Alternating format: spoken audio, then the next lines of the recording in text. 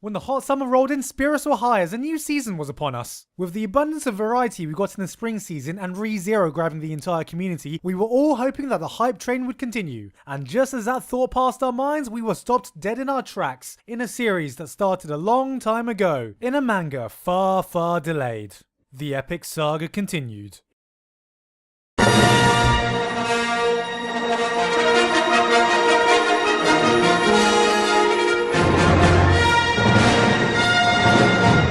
It was an optimistic time to be a Berserk fan.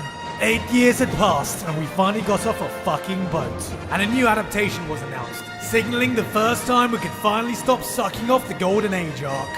Yet, in this time of optimism, a shroud of dread loomed among the fandom. Oh god, what did you do to it? Yes, 2016 was the year the Berserk franchise genuinely imploded by releasing one of the most awful adaptations ever to grace such a beloved franchise. The majority of people were already pretty cautious as soon as the term CG was being thrown around in early trailers, but nothing could have prepared us for the disaster that would befall everyone. And here's the thing. It wasn't just the CG that ruined it. Arjun already proved earlier in the year that dodgy CG can be saved by good writing, which Berserk should have. But the adaptation failed on almost every front to the point where it just felt like a high-budget fan project made by people who had little to no knowledge of filmmaking. From terrible action direction, awful shot composition, confusing cuts, amateur lighting, ugly color palettes, janky frame rates, and hilarious sound design that transformed Guts' steel behemoth of a sword into a fucking frying pan. For Berserk fans, it was like watching a car crash in slow motion, and the only real good things to come out of it were the opening and the hilarious fan reaction. ReZero may have been this year's show containing suffering, but Berserk is a pure embodiment of it for characters and fandom alike. From Guts' journey to waiting for new chapters to just hoping for a single decent complete anime adaptation. So if you're thinking about getting into Berserk, just read the manga because here's the Berserk 2016 experience.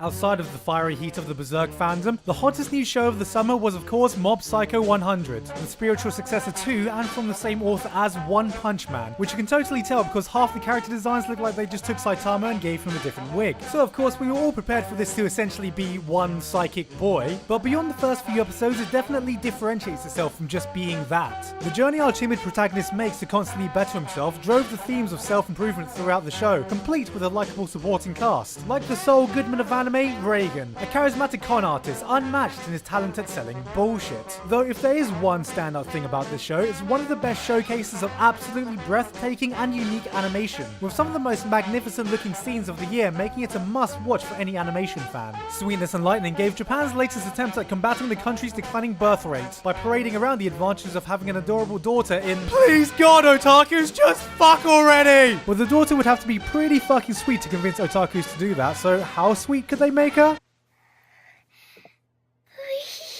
And I have diabetes now. 91 Days proved to the world that Japan are indeed capable of making a dark and gritty gangster drama without forcing in supernatural bullshit, making the second half borderline unwatchable. With a highly westernized historical story of revenge featuring a very muted and sepia down-to-earth art style, this may actually be the least anime to have aired in 2016, and did this by very obviously but tastefully sucking off classic Hollywood gangster films. Fans of the ever-popular shoujo manga Orange were treated to an anime adaptation, in a story of a girl who receives a letter from herself 10 years forward in time in order to free herself from her regrets of her youth. Of course, the concept was always going to be a never-ending feels train, as when has messing around with your past in fiction ever gone well? But it does beg the question of, if you could send a message to yourself in the past that could literally change your life, what would it be?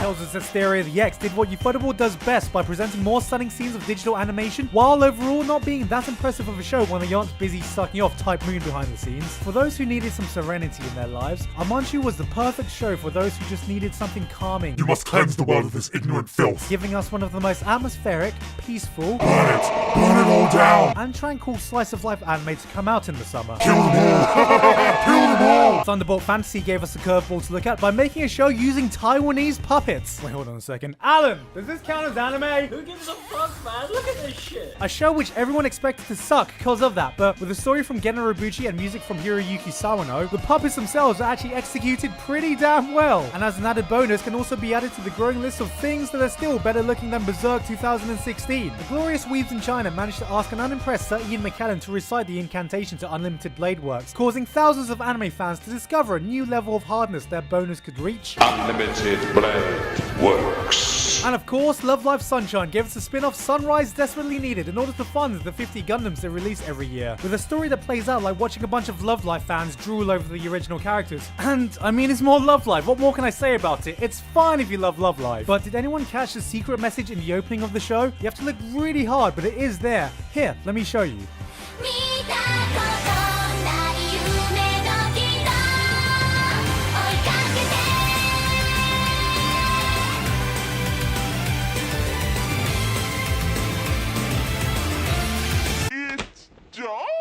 As the leaves grew red and fall came about, it looked like we were about to hit a very full season. With so many shows and so much variety, how were we ever going to choose what to watch? Little did we know though that something was about to come along that was born to make history.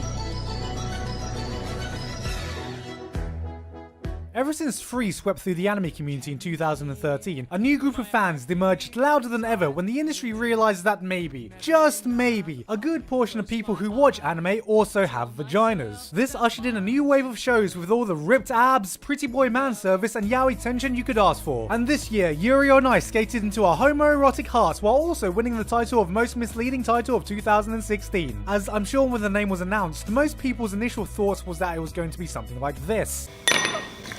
For the men with the most exquisite of tastes. But one look at it and you would immediately be able to tell that the show was actually about a bunch of gay dudes dancing on solid water. Dancing exquisitely, I might add, because at the best of times, the ice skating scenes were so gorgeously animated it could be spine-chilling, beautifully depicting the artistic expression of the human physique. But of course, with all this flamboyant male expression, the show was going to be a bit gay. How gay? Well, 10 Shinji Ikari gay piano scenes weren't as gay as Yuri on Ice. No, all of the homoerotic fan fiction and fan art of the 3 dudes making out on Tumblr weren't as gay as Yuri on Ice. No, 5 gay men having gay orgy sex to the beat of YMCA weren't as gay as Yuri on Ice. But nothing could have prepared us for what was to come, which I can't discuss without massively spoiling the middle of it, so if you want to skip that, click this button or skip right ahead.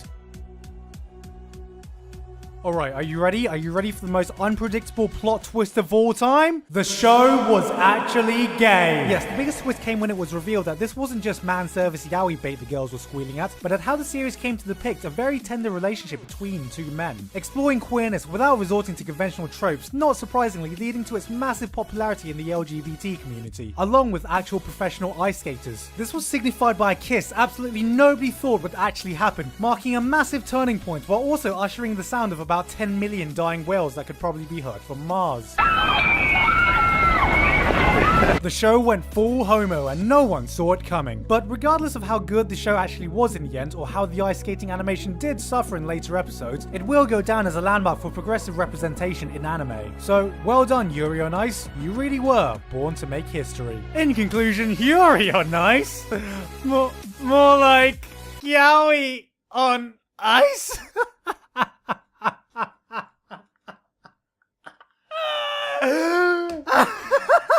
Elsewhere in fall, fans of actual Yuri weren't as lucky as we got a trifecta of shows that merely dangled the Yuri in front of us, giving us a chance to play everyone's favorite game, Watch a Bunch of Cute Girls Not Kiss! Brought to you by Yuri Watch. Yes, I'm Gigak and welcome to the annual Watch a Bunch of Cute Girls Not Kiss. I'm joined today with my co-host John, aka Baron J. Thank you very much for having me here, and can I just say this was certainly a fantastic year to watch a bunch of cute girls not kiss. Right you are, John. Let's see who the contestants were this year. Well, first up we have Flip Flappers, who gave us an original spin on Magical Girls, with some of the most beautifully animated mayhem of the year coming from a less known studio in Magical Girl FLCL, with Cute Girls Not Kissing. These new kids on the block certainly had potential, giving us 2 adorable girls not kissing. This is the stuff, people. Next up we have Hibike Euphonium, continuing for a second season, doing what Kyoto Animation does best. And Kyoto Animation here just flaunting their expertise in cute girls not kissing. I mean, just look at this perfectly baited hand-holding. You can actually feel the squeals of thousands of fans fanboys in this exact moment. And finally, Zeta the Last Witch had two older girls not kissing riding inappropriate weapons, with a fancy spin on World War II in Cute Girls Not Kissing versus Nazi Germany. Yes, this was a pretty standard affair and really didn't do anything special.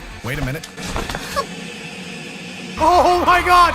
Oh my god! We are witnessing history here, folks. Let's get an instant replay of that. And right here, you can see a moment never seen before on Watch a Bunch of Cute Girls Not Kiss. I don't believe it. I don't believe it, folks. We were graced by this year's new savior of anime, Keijo, a full-on video thesis on why the female backside is the greatest gift God has given us. The series showcased the best and worst parts of the ridiculousness only anime could offer by making a straight-up sport of super-powered ass wrestling. With its absolute over-the-top absurdities, it broke new ground, pushing boundaries in the elegant art of taking the piss.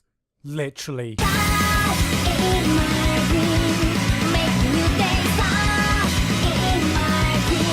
The Semicolon series continued with a new show in Occultic 9, a mystery show that was so mysterious absolutely nobody, including the viewer, had any idea what the fuck was happening. So of course the biggest takeaway from it was that someone unfortunately stuck in the studio one day and replaced one of the characters' boobs with a pair of bowling balls. The creator of Hellsing gave us Drifters, another violent action anime with historical figures fighting to the death in a fantasy world. That's right, from the people who gave you Dracula vs superpowered zombie Nazis in London comes the hit new show, History Channel's Mortal Kombat Annihilation in Middle-earth. This shit sells itself. March Comes In Like a Lion gave us a bittersweet Shaft production about grief and human connections with an empathetic understanding of emotions. As one of the contenders of anime of the season, is complete with some great examples of visual storytelling that, in a nutshell, follows one guy's uphill journey of learning how to fucking smile. Haikyuu and All Out gave us the yearly dose of sports anime that are one part designed for exciting and emotional sports games, and another part designed for just watching a bunch of ripped guys who are really good at fondling with balls. Fune wa Amu gave us the sleeper hit of the fall season about some guys making a dictionary, which unfortunately absolutely nobody watched because it was streaming on the place where anime simulcasts go to die, Amazon Prime. And probably because it was a show about,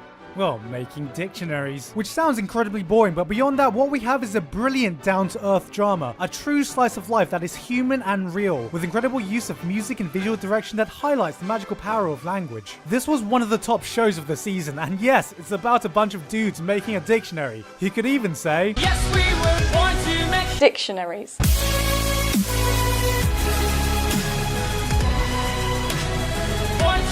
Dictionaries. In the world of movies, Makoto Shinkai returned to give us Your Name, a new movie that became an international sensation, breaking new box office records every week to the point that I don't even know why anyone would be surprised whenever a fresh news story would come out. Hey guys, did you hear that Your Name broke some new records? No! I had no fucking clue Your Name broke some records! Let me tell the next guy! Hey, did you hear? Your Name broke a new record! What?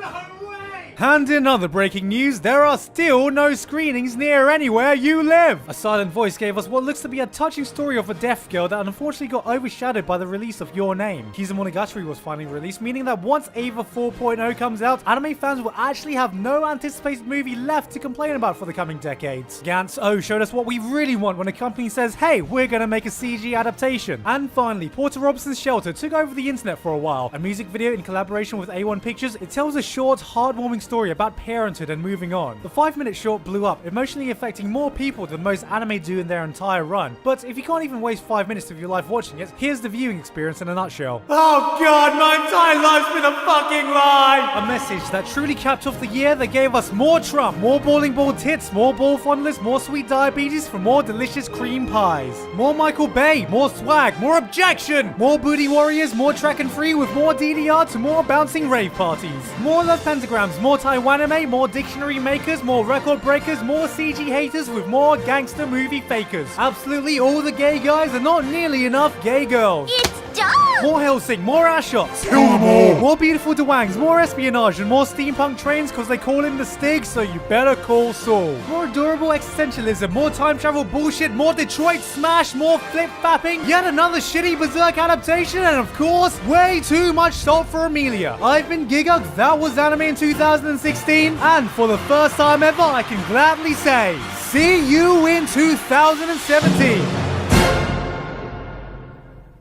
We fucking did it! Hey guys, it's Giguk. Hope you enjoyed the video and Whew, it's been one hell of a year, eh? If you've survived till now, then thank you so much for the support you've given me all this year. It's been one hell of a comeback to YouTube, and if not for all you guys, I'd probably be looking to go back to my day job right about now, so thank you so much for supporting me. I also want to thank my editor Buckshift, who without his help, there would be no way I'd be able to get both these parts in time for the new year. And also Baron J and Holden for helping me with some of the jokes you've seen in the video. All the anime I mentioned are in the descriptions. If you want to see all previous anime year reviews, then just click on the link here. And if you want to consider helping to support these videos for another year to come, then please check out my Patreon. Anyway though, that's it from me. I've been Gigok, and I hope you all have a great new year. Oh man, that feels so good to say.